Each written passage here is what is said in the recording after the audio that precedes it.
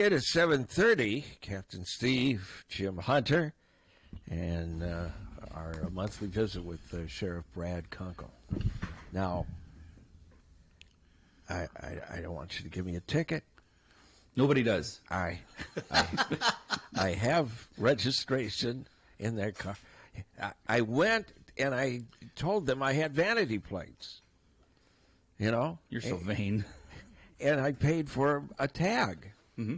Okay, well, so they sent me the tag, but it's on different plates.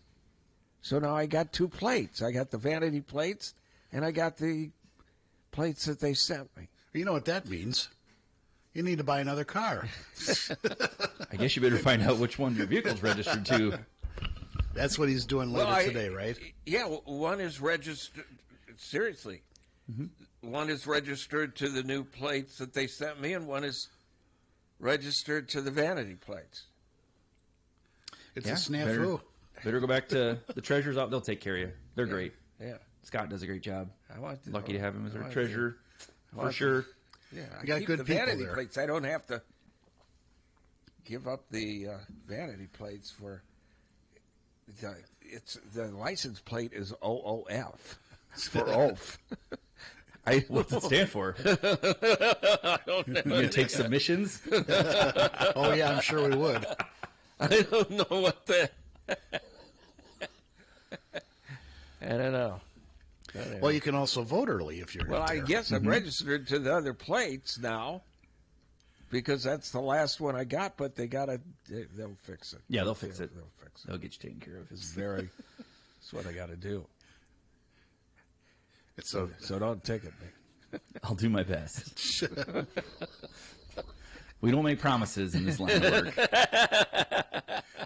They'll stop you for expired plates, but does the county ticket you for that? Can they? Well, it's a state violation, state code violation. Okay. And it's a discretionary decision like everything else. And I suppose it's the difference between did it expire yesterday or 4 months a year ago. I was talking to one of the deputies yesterday. I think he said he had one that I think was a 2021 expired. So you run into that sometimes. Yeah.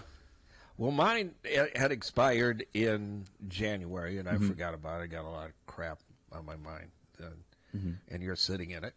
And and so, I had the January tag on it. I never thought about anything. I thought I renewed it in January.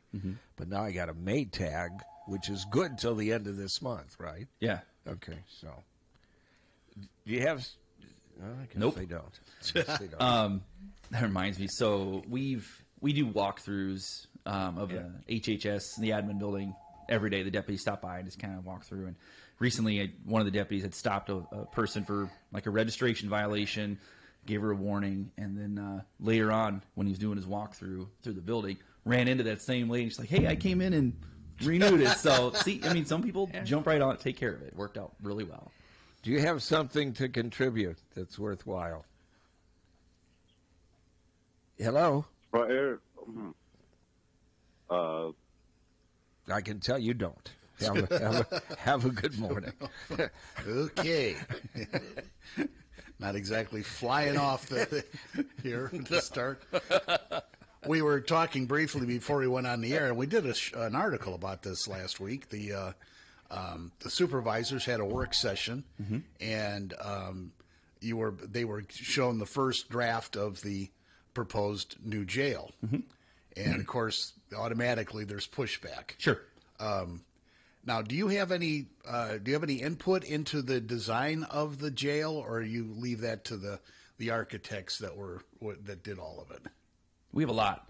So the concept that came up with that we discussed at the work session was the result of I don't know how many hours of meetings with me and my command staff. Well, that's good. And first thing it's important to remember, what we're talking about is not just the jail. It's the entire sheriff's office. Right. It's the entire operation that we have as an agency of 100 full-time employees, of pushing 40,000 calls for service. We police about 35,000 people in rural Johnson County in the small towns. We have our civil and records division that do a significant amount of of work that is required by state code for the sheriff to do. So, we have a large operation. And so what we're talking about is, what does a building look like to cover that operation? Where should we be now, really, and for the next 30 years? Right. So that's what we discussed. And in the meetings that we had as we were working through the study was, discussing, okay, what does our records division need? What do we have now for staffing, and what are we going to see in the future for if we need to add positions? What about civil? What about record storage? And then there's those things that we just don't have right now, like fitness and training spaces, training rooms. We don't have appropriate room for to bring in the community for Citizens Police Academy or something like that. One problem we have is our civil division does things like sheriff sales, and if anybody listening ever has anything to do with our sheriff sales, usually we do those in our front lobby when we're trying to do a sheriff sale for a home, and there might be, folks are getting released from jail at the same time, or somebody's coming in to pick up civil paperwork or everything else. We do it at a lobby. When we have our compensation commission come in, if we're having to take those commissioners down the hall to the sheriff's office, we're going right down past where our investigations division is, and it's a pretty awkward moment if an investigator is bringing a victim or a witness to a crime out of their office and running across members of the public we're bringing in. So we have a lot of things that are just we can't really handle or operate anymore as a large agency that we are. Our first floor locker room has one stall for our female employees. One stall, one, and so when they have to use the restroom, the kind of honor system, if you will, they have is if there's an employee in using the restroom, if another female employee comes down, they will stand outside, and if the light was on, then they know they can't go in. They have to wait out in the hallway, and it's super awkward. Sure. So we don't even have appropriate numbers of bathroom facilities at the sheriff's office for the employees. That's a long way of saying, and it's probably the most important point, this is not just the jail. So the idea that this concept is a $79 million facility is not a $79 million jail. Right. This is a $79 million sheriff's office and jail. Plus the fact that the building is leaking. Sure. So it's the foundation is crumbling. Well, it's funny if you. They changed the story, but when I walked in here, they were talking about a water main break in Atlanta. Yeah. And Jim pointed out, gosh, this aging infrastructure, and I said, well, it's a timely topic, but that's the fact of the matter. Our government is here to provide services. The paramount service of government is public safety. That's the number one duty the government has for the public, is to provide public safety. And all those other duties that government carries out, you have to have a place to do that. Just like to go get your plates renewed, just like to go vote, you need to have those places for the public to take care of business with the government. Those are the buildings, but those are also the services government provides, like roads and streets and water pipes and sewer lines and everything else. The jail and sheriff's office is no different. It's public infrastructure too. And like everything else, they have a lifespan. The state jail inspector, when he came to a meeting last year, he said very clearly, jails have about a 40-year lifespan, and we're on year 44, 43 of operation. So we're at the end of the life for the building that was built to take care of the need in the moment, which was 46 beds when it was built in 1981. So to build something you need to take care of today's needs and not think about future is irresponsible. Sure. Just like when you build a school, if you build it for the amount of pupils you have today and you don't at least stub it out or build it in a way that you can add on classrooms in the future, you're tying the hands of future elected officials and making an irresponsible decision. You don't build a school and say, we're spending X amount of dollars on a school for 1,000 students when the building you're building is only going to hold 600. When I bought the radio station in '94, the county had 123,000 people. That's what census said. Then in 2000, I think it was 2008, year of the flood, we had 149.5. And now we're at 161.5. Right. Yeah, this I can imagine what it was in 1980 when the thing went up. The build, and the minute you say something about it, like we started off, you get the far freaking left. Well, crime is going down. I've read the statistics. Yeah, it is in New York. It's down. It's down in L.A. It's down. Crime is going down has absolutely nothing to do with this situation. Right. It's you're just throwing crap against the wall, hoping it to stick. And I got to tell you, that's probably the most frustrating. Really, to me, that's the most frustrating part of this conversation, because we saw these things happen 10 years ago. We saw a lot of these arguments against it that weren't true, or that were meant to deflect, distract, or just misinform, or the things that would, well, if you build it, you're just going to fill it. No, that's not true, and you're not even arguing in bad faith. If you're arguing in bad faith, if you're pushing that narrative, that is just not true.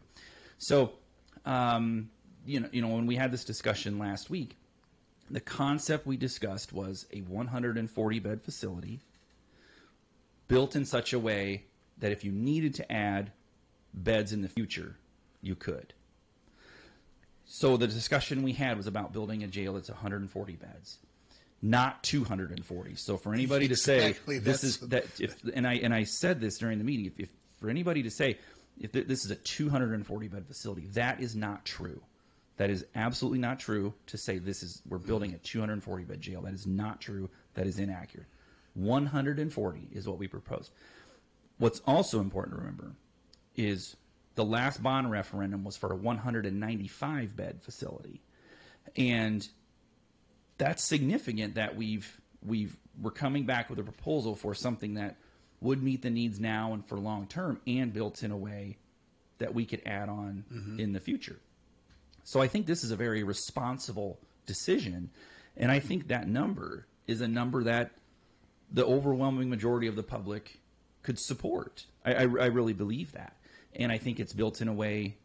It's proposed in a way that clearly we can staff it with the amount of people that we have, and we can supervise inmates in a much safer and more efficient way. The thing that struck me when I was reading about this is your facility is about a third overfilled with inmates. It was built for 62 and 46, and you've got somewhere in the area of how many inmates? We've capped it internally at about 65. Okay, so you're about a third, or maybe 25% more. My math is escaping me right now. But you also have all these other inmates that are in other facilities, right. And it's cost you millions of dollars over the last 2 decades to house Johnson County offenders in other counties' jails. Correct. So you're taking that money and being able to house them here in Johnson County in a way that is not going to cost you or cause you to have to hire more people by the way the new jail is going to be designed. That's correct. We have spent $16 million over about the last 20 years housing inmates out of county. It's $16 million tax dollars that we just hand over in buckets to other counties. And that's not a slight against these other sheriffs, because their taxpayers they're reaping the benefits of our inability to provide the services that we need. We have helped pay for so many jails and offset costs for so many other facilities, and that's just not a responsible way to spend the dollars of the public. So this is just not, it's not sustainable. And the other thing that we deal with and we have to manage every day is the risk involved in transporting inmates to other facilities. Every mile we're on the road, we're exposed to risk. Everything from mechanical failures to car crashes and icy roads to that's when you see your higher risk for escape attempts or assaults on staff. So we manage that very well now, but if we had to house more or everybody someday out of county, we're just magnifying our risk and our exposure significantly. When those and that's people not responsible either. And those people are not working in the county. They're working out. They're not available. That's correct. We'd have to increase our fleet substantially to transport people. And the other thing we still wouldn't have is, where do we take folks who are arrested overnight and awaiting initial appearance for jail for court in the morning? You still need a place to book people. You still need a place to secure them for their court appearance the next day. And people have court every day. You know, we're transporting people back from facilities every day for some sort of court appearance. We still have to have a place here to house them during the day. We've got to feed them lunch. We've got to get them medication if they need it. We're not a county that's small enough where we can have a 24-hour holding facility. We're not the Taylor counties or the Chickasaw counties of Iowa, where you have, you know, less than 10,000 residents. We're the fourth largest county in the state. We can't, and growing, and we can't avoid this. We can't bury our heads in the sand and just say, well, we will just keep kicking this can down the road. This can is going to cost us millions. But people come out and the minute it's brought up, they lie, and then they. I was hit up, with emails and messages that what's in it for us and all this kind of crap. Which we have somebody running for office that was a law enforcement officer, and they think we're in cahoots with all law enforcement officers. It really becomes ridiculously petty, and and you're pushing a political narrative that doesn't exist. You know, and I guess that's going to happen. That's politics. I just tell the truth. That's all I ask. Just tell the truth. Don't mislead people. Don't spew misinformation. We deal with that enough. But they know they're doing. They know that they're. It's like, hate to bring this up, but I never said lock her up. You know? Sure. That's my point. That's the same thing. And if you just tell the truth, don't mislead people, look at the facts, and be objective. And I think if you are, and then give, and just look at it through the lens of what's the alternative? You know, what's our alternative here? And this is a good, responsible decision to pursue for the future. But the important is also, this is a long road. What we've come up with, this is a concept. Nothing is set in stone. This is a launch pad for discussion for the future. There's a lot more to talk about to see if this would ever wind up on a referendum in the future. We've got a long road ahead to keep talking about this. Yeah, it's going to be a while before you actually get a chance to move into a new facility. Well, yeah, and the point is to start those discussions with the public. I got to have a product to take forward and say, what do you think? You can't. We can't go to the public empty-handed. And now we have something to start that discussion about. Well, the big lie, the one that always cracks me up, is that the jail's just full of college kids and drunks. That wasn't true. It has 10 never years been ago. true. Yeah, and they're in there overnight waiting for their court appearance, but they're not. Sure. They're released usually within a few hours. That's exactly right. Our long-term. I encourage you to go look at our website. We update the roster every day. That's what I've said. Yeah, you guys are great at letting us know too when it's down or when stuff doesn't get posted. But look, and you can look at what really takes up our long-term bed space. I mean, these are serious felony offenders. These are violent crimes, and that's what takes up our beds long-term. Hello, do you have something to contribute? Not much. No, I'm out. Okay, well then have a good day. Jesus Christ! Thanks for checking in. Yeah. Can you understand? Hey, this is tomorrow. 60 years of doing this. 60 and counting. The frustration. Oh, and by the way, this just from the treasurer's office, because I wrote them and. Verify the personalized plate. I'm not finding it in our records that plate was assigned to you. I've had that plate for 15 years. Well, maybe they think it's because you said it's assigned to the company. No, it's me. Assigned to me. My place. Well, you straighten it out. Fortunately, you can drive up there. It's a 5-minute drive. They're wonderful. They're happy to help you. You're a goose with the treasurer's office.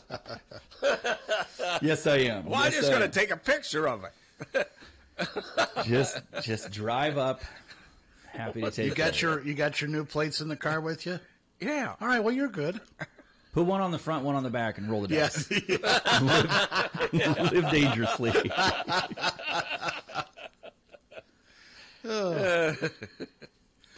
No, and you guys, are you still meeting weekly to like go over the jail roster and say, okay, this person, we can.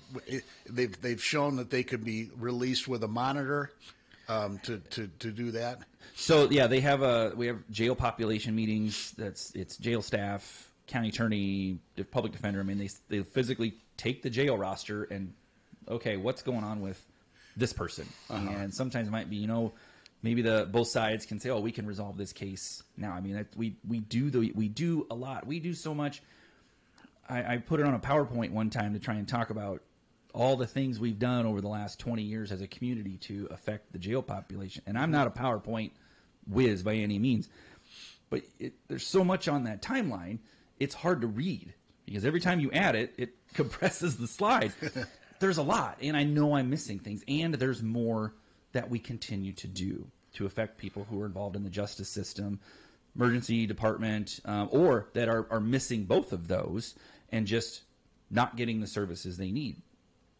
And in spite of that, the jail population still rises. And I think another thing to think about is if when the Gazette article I referenced last week, the headline was about Lynn County. It said Lynn County violent crime is down. And if you read the article, it talks about how it's like following nationwide trends or something like that. Mm-hmm. Okay.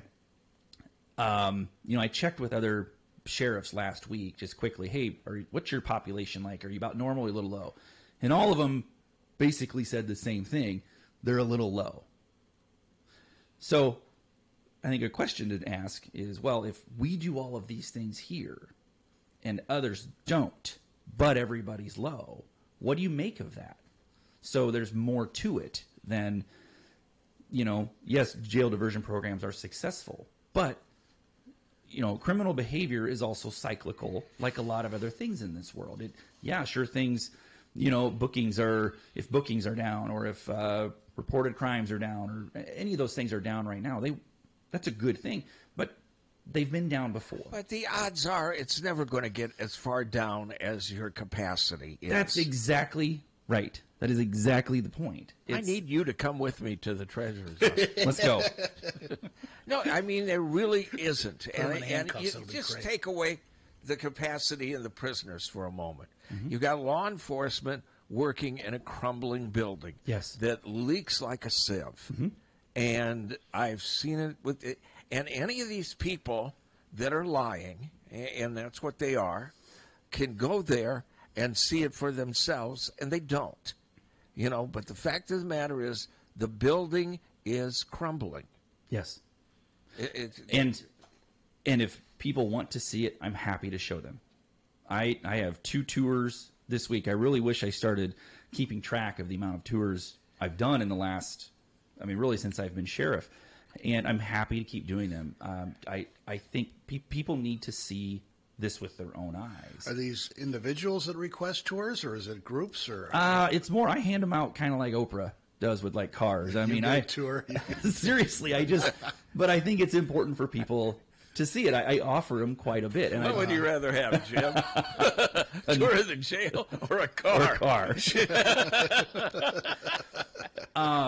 But no, I've had tours, groups as small as one individual, and I try to keep it around 4 to 5 people, mainly because beyond about 5 people, the hallways are constructed and narrow enough, I can't get everybody in the same space to talk all at once.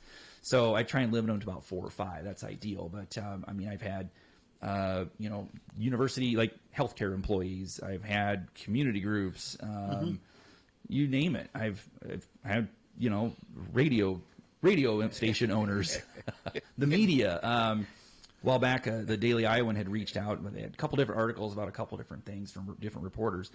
I emailed them both and said, do you guys just want to come over and I'll show you? I took Channel 9 up there last week. I mean, I'm happy to show it to anybody and answer those questions because all I can do is say, here's the truth and here's the facts. That's all I have to offer. And happy to share those. Yeah. Speaking of aging. What are you looking at us Well, for? What did I do? It's just something happened to me last week. As a reminder, speaking of in your 40s, I took my son to baseball practice, and I said to the coaches, like, hey, I got nothing else going on while practicing. Can I help? And they're like, yeah, you bet. That was a terrible idea. So I said I was going to run bases. Oh, I should not try and steal home against 12-year-olds because one of them he spiked me in the arm with a ball from shortstop, and then probably my second time home, I think I pulled a hamstring. It hurts. I got to tell you. So it's a reminder that just like the jail, mid-40s in age, things start happening. Yeah, I did that. I was invited to play softball with a team, and I hadn't played in like 10 years, and I was getting frustrated because I kept dinking the ball instead of hitting like line drives, and I hit one back to the pitcher, and I tore off, and I tore my hammy going down the line, and it changed. It turned all kinds of different colors before I got better. It just jump out of bed and go play is you can't ridiculous. It's a ridiculous notion. Yes, it is. I got hit up when there were disc jockeys at other stations. I got hit up. They wanted me to network. It was a few years ago, and I said the only one I'm going to be networking with is Lansing. I mean, what do I have to? That's why I don't run people. That's why when I talk about running, I'm like, the only thing I run is my mouth. Because I should not be running bases against 12-year-olds. Oh, yeah. Have you guys had the cicadas down here at all? We haven't. I haven't heard. Yeah. I mean, how about where you are? It is unbelievable. Is it really? At my house? Yes. So, I think I first noticed. Do you have the zombie cicadas? There are zombie cicadas. I'm serious. There's two different ones. Yeah, the zombie cicadas don't have any testicles. That's true. No wonder they hide for 14 years. I didn't know those were zombies. Well, they can't reproduce or anything. So I first noticed them a week or two ago. I took some pictures. I went out one morning and I started seeing them everywhere. And around some of the trees in my yard, they're just covering the sides of the trees. But right. What's kind of gross is at the base of the trees is just you could pick up handfuls of those cocoons. They're everywhere. And the sound, I've never heard this sound before. There's, we all know the sound of cicadas in the summer, but, throughout the trees around where we're at, it's a different sound than I've ever, and it is really loud. I was outside yesterday. It's like you don't notice it until you're kind of paying attention. You realize it's not quiet anymore. It's really loud, and it affects even kind of how you pay attention. I've never seen anything like it. Yeah. See, trillions of cicadas have emerged. A double brood event hasn't happened in more than 200 years. Mm-hmm. Many of them are infected with a fungus that makes them zombie-like, which modifies their sexual behavior to maximize fungal spore dissemination. What the hell does that mean? Sounds like that's how The Last of Us started. There could be as many as 1.5 million cicadas per acre. I believe it. Totally believe it. These zombie cicadas, unlike their non-infected counterparts, they spend years underground feeding on tree roots. When they finally emerge, many of these bugs will lose autonomy, and that's when their testicles fall off. What a way to go! Well, I haven't investigated that closely. we got a magnifying glass here. If you wanna. But it's incredible the amount that are out there. And again, like the ground, if you look close, it just where those cocoons are when the live ones are mixed, it moves. Like you can hear the sound that it makes. It's unbelievable. I haven't heard anything. Oh my goodness, it's incredible. Just the sound of death. The screaming sound of death. Sounds like it should be a ray gun T-shirt. So is that up by Solon then? Is that where you? Yeah. Okay. Yeah. I don't know what it is about, but It's just certain. I mean, that's how it happens. They come out in certain areas more than others. Mm-hmm. So maybe it's time for a field trip to Solon to listen Yeah, to the come on. cicadas. yeah, they'll chase you in the house, and they're harmless. I mean, they really Yeah, are. yeah. You'll be outside, want to fly up and land on you, or Yeah, but they scare the hell out People of you. eat them. I've heard people eat them. Yes, they're Yeah. supposed to be real high in protein, but no thanks. I'm good. I'll have. You know, I I'll don't. have some Yeah, peanut butter. people. You know, well, you can eat grasshoppers. You can eat. Yeah, well, you can eat cows too. They're much more delicious. Well, Sheriff, thank you. Thank you. Thanks for coming in. Mighty 16.